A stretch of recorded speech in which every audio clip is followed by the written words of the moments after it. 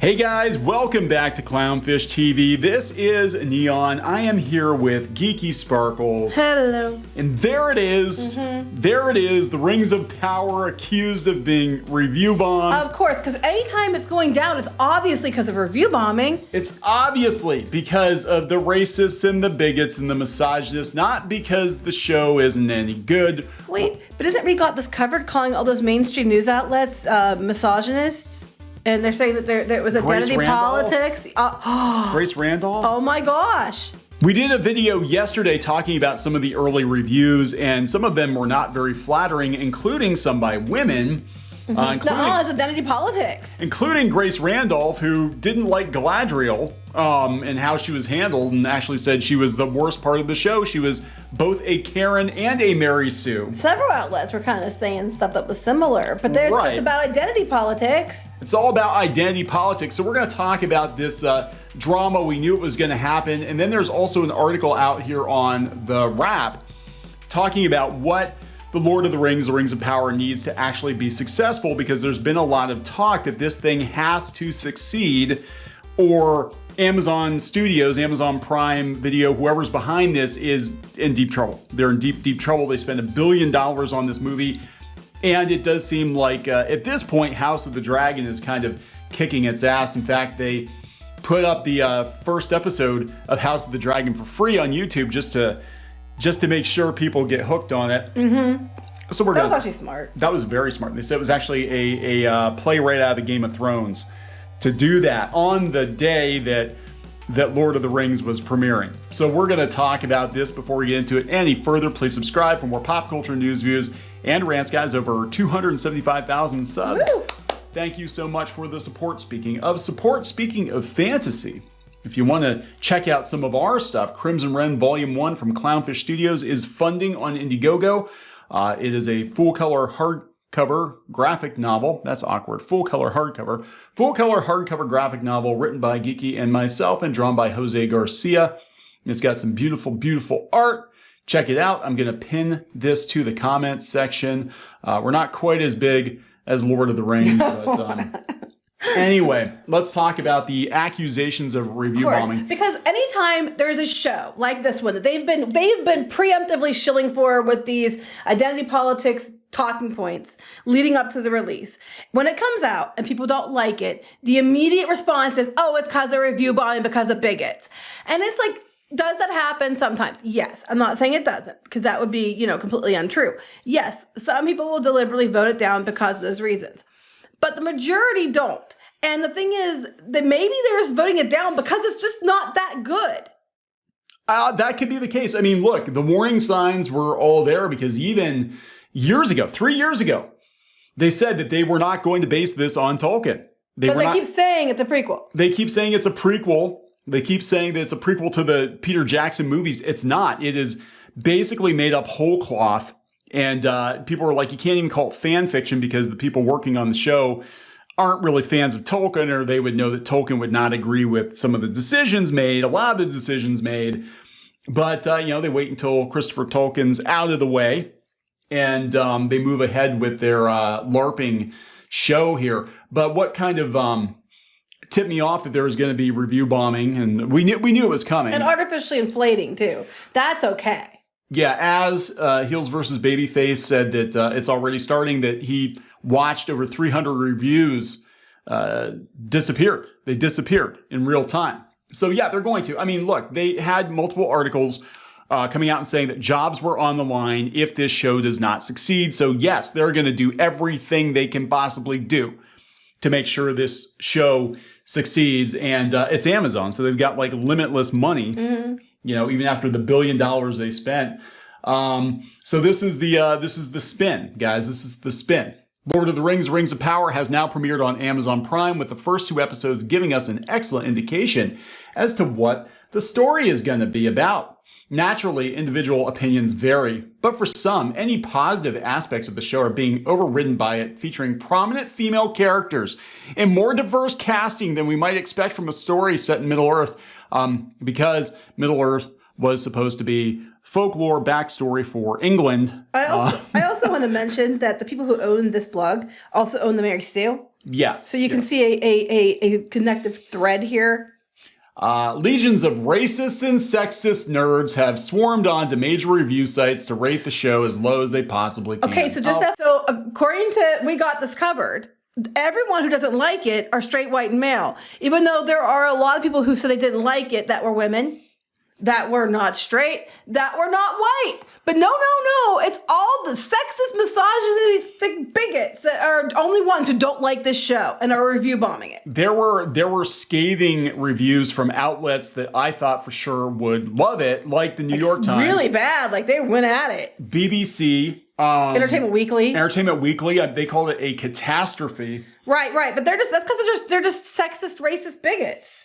Metacritic, it's got a 3.3 out of 10. Rotten Tomatoes has a 45%. No. Well, that has dropped to 37. They tried to change that, but it went back down. So let's put on our thickest environmental protection gear and stride into the toxic comments. Okay, let's stride into the comments that are on the opposite side where they're artificially inflating it too, because these outlets never cover the concerted effort to artificially inflate these movies. It's only the review bombing. Both of those review manipulation things are shit. Okay, this is funny though. They're trying to say that this is from the user comments, that these are toxic. Reviews dismiss Galadriel as a Karen and a Mary Sue. That came from Grace Randolph, a left-leaning woman who's been reviewing movies and TV shows for years. That was a professional review. That wasn't just some rando on the comments. Like this one comment accuses the show of forcing identity politics down the viewer's throat, but also says, I just wish we could enjoy entertainment media without the nonsense. You and us both, buddy, but trust us, you're the one providing nonsense here. No. Who wrote this shit? Go back up. Who wrote this shit? I want to make sure I get the name right. No, David. David, you're the one providing shit here because you are deliberately misleading and only skewing it to your perspective. You're not, it's review bombing. No, it's not review bombing because all these other media outlets, ones people actually read, they gave it shitty reviews too. Yes, there are people who don't like it and who will vote it down just because of those things. But the majority of people aren't really liking this show. And you try and and why aren't you talking about people artificially inflating it? You're going on about IMDb. I get it. I hadn't even checked, but I bet you if we go, there's a bunch of 10 out of 10s, and probably half of them were there before it even released. I'm sure. But you don't mention that, do you, David? It's pretty clear these people had cemented their opinions on the Rings of Power long before today's premiere. And as did David. And there's nothing the show could have done to change it. Oh my God, look at all the ads. We got this covered in ads. Whatever the case, they're missing out on they're missing on.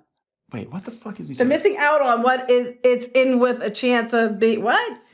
Whatever the case, they're missing out on what it's in with a chance of being, with a chance of being one of the greatest fantasy TV shows of all time. And if they do hate watch it, they're just ruining it for themselves. Oh, well, sucks to be them. People are watching it. They're happily not watching it. It doesn't suck to be them. It sucks to be Amazon. It sucks to be David writing shit like this. And the thing is, he could even present it in a way that, a non-biased, here's what's going on. Let's take a look at it. Well, it sucks to be them. Clearly, David himself has already had an idea in his head before he wrote this article. He already had opinions formed by people who didn't like it before it even debuted. I can make the same damn argument for you, David. This review, again, was a professional review. Grace Randall. This wasn't some rando in the comments. So he's just like picking, and honestly, what, he's spouting off nonsense? Nonsense. So let's talk about what they have to do to actually make some of this money back. And again, the reviews, and we did a video yesterday. There were several early reviews. Now there have been lots of positive reviews, and we also know, but they're positive about like the production value. Yeah, but it wasn't about the story so much. No, they're like, it's pretty and it might get good. But right now, it's not real good. And that's true. It could get better. We don't know. I don't know. It's possible. But the thing is the way it works is most people tune in for an episode or two, and then they tune out. Mm-hmm. And that's it. So how is Amazon going to define success? That's the problem. With a mandate to find the next Game of Thrones, as Game of Thrones competes directly with it, they couldn't have seen that. Mm-hmm. Well, they got the bloodbath part right. They did. Amazon shelled out $250 million to the estate just to acquire the rights, then spent a reported $465 million to produce an 8-episode first season out of 5 seasons. Good luck with that. As perhaps the most expensive series in TV history, it's important to know what may constitute as a victory for them. So what does it need? Viewership. You spend $500 million on 8 hours of TV, you want that content to be seen, so Amazon will be expecting The Rings of Power to outdraw all of its previous originals, like The Boys. Oh, good luck. That's not going to happen. Not legitimately. Yeah. Now, some of Amazon or some of Prime Video's biggest shows were released all at once, while others debuted with a couple episodes before moving to a weekly drop. Either way, to provide a baseline for the viewership, The Rings of Power needs to generate in its first month to be deemed a hit. Given the immense investment, Amazon execs will expect the show not only to become the streamer's top performer after 4 weeks, but it also has to compete with some of Netflix's upper echelon hits across the first full season. Anything less may be considered a disappointment. Lord of the Rings has to be perfect because so much is riding on it for Amazon. The chart below shows the first 4 weeks of viewership in minutes for the most recent seasons of some of Prime's most successful series. So we have The Boys, which is their biggest hit right now, Reacher, The Marvelous, Mrs. Maisel. I thought it was Ms. Mrs. Maisel. Maybe it's Mrs. now. Maybe it's Miss Maisel. I don't know. I never watched it. The Terminal List, which did much, much better than people thought it was going to do. And it also needs to drive subscribers. So here's the problem. I said the media analysts believe Amazon is aiming to add between 3 and 5 million new subs because of The Rings of Power. Good luck with that. So people are going to pirate it if they're watching it. Yeah, they're going to. The problem is that Amazon keeps its numbers internal, really, for the most part. And they're, even if it's a failure and they decide not to move forward with any more, you won't get the straight story as to what happened. It'll be like, oh, yeah, it was too expensive, or oh, yeah, there's another pandemic. Yeah, that's it. That's that's what kept people from watching it. Monkeypox. Mm-hmm. Monkeypox kept people from watching the Lord of the Rings. Well, I would recommend at this point, just despite that we got this covered, David, I was thinking about watching it. I'm not even going to watch it for, and at all now, just despite him, because he's being an asshole. I mean, I'm already labeled a sexist, racist, whatever, and against women by, not necessarily thinking it looks that great. So I don't have to watch it at all. So this is interesting, though. They said they're off to a strong start because The Rings of Power is the most anticipated show on Amazon. However, it is behind House of the Dragon. Rings of Power is the third most anticipated new show. It's behind House of the Dragon and The Witcher. So Lord of the Rings is already the 15th most followed Prime Video show on the TV app, despite not airing a single episode yet. The 15th. It's the 15th most popular. It's behind House of the Dragon. It's actually House of the Dragon, from what I understand, was 20 times more popular or more anticipated than this, and that actually had the blessing of the author, who's still alive, but at least we know that it's got his seal of approval. There's no way to know what Tolkien would have thought, right? That's what they said. That's what they said, right? That's what they were, despite many, many letters and Tolkien scholars and all of that.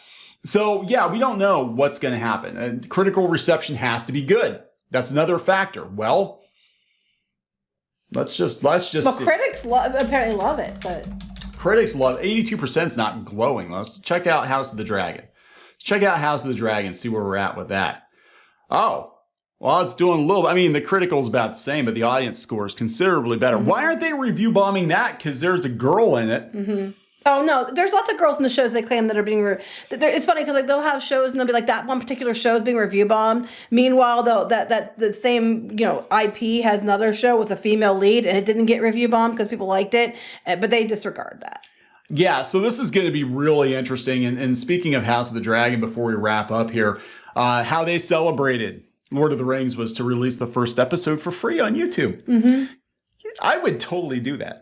Yeah, that sounds like a you thing. Absolutely do that. But I'm tired of this whole narrative that as soon as something doesn't do well, it's automatically because it's review bombing because people hate diversity. And it's like, and I'm not going to say that doesn't happen because I'm sure it does. I'm sure that accounts for some of it. But they also, people will go and deliberately vote it up. I know studios pay people to go deliberately vote things up. I know that, in this case, they're saying that they had actual photographic evidence of reviews suddenly disappearing. Yeah. And there's a lot of weirdness going on around here. And maybe people just don't like it because it's not that good. And even news outlets that would be far leftist or on the left were like, it's not that good. Yeah, so I don't know what to tell you here. They only have 73,000 views. Is that right? They just dropped it though. But anyway, I know that supposedly House of the Dragon crashed servers or whatever. They said that Lord of the Rings actually, it was hard to watch the first episode last night. And that was coming from Fox News of all places. Said it was crashing servers. So I don't know. It's definitely going to be interesting to watch. But we're going to see the same tired bullshit argument, yeah, we have seen for the last 5 to 8 years from all these media outlets, which is, oh my God, the toxic males. Look, there's a funny dark-skinned guy in this one. Somehow, why is it always somehow that the toxic fans are the vocal minority? Yet, whenever there's like a big, like something goes down, there is enough of them to crash everything. Yeah, I know, right? And they're always men, and they're always white. And they're usually straight. White men, and we know this, because their old accounts have anime waifus. They have to be white men. Yeah, I just, it's so stupid. And they're gonna do whatever they can do to salvage this because there are jobs on the line if the Lord of the Rings, the Rings of Power, the Power of the Rings of the Lord fails. And I have zero interest in watching it. Had to get that in there, didn't you? I know, it's a dumb title. And even Elijah Wood was like, why would you call this The Lord of the Rings when that was a specific story set during a specific age? Like The Hobbit isn't even The Lord of the Rings, it's The Hobbit. Because it's brand recognition. It's IP, that's all this is to Amazon, is brand recognition. They want to also trick you into thinking this is a legit prequel to the Peter Jackson movies, which it is not. The bootleg prequels. It's kind of like Troll 2. Troll 2 wasn't actually a sequel to Troll. It was just an awful movie. I don't know. I didn't watch them, so I don't know. Yeah, I would watch Troll 2 before I'd watch this, probably. Anyway, I'm going to wrap it up. I'd watch Thor 2 before I'd watch it. Anyway. We're going to wrap this up. Yep. All right. Please subscribe for more pop culture news, views, and rants, guys. We'll talk later. Bye.